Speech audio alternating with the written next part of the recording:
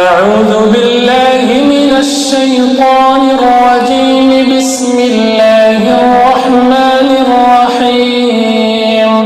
ولا تحسبن الله غافلا عما يعمل الظالمون، إنما يؤخرهم ليوم تشخص فيه الأبصار مهطعين مقنعي رؤوسهم لا يرتد إليهم طرفهم وأفئدتهم هواء.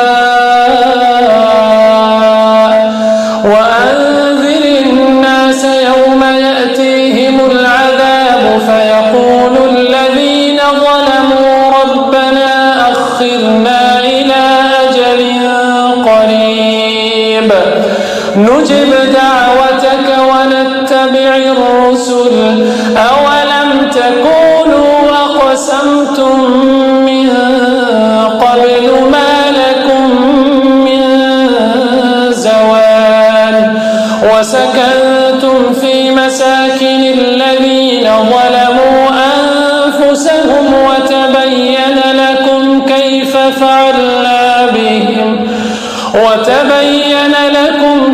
فعلنا بهم وضربنا لكم الأمثال وقد مكروا مكرهم وعند الله مكرهم وإن كان مكرهم لتزول منه الجبال.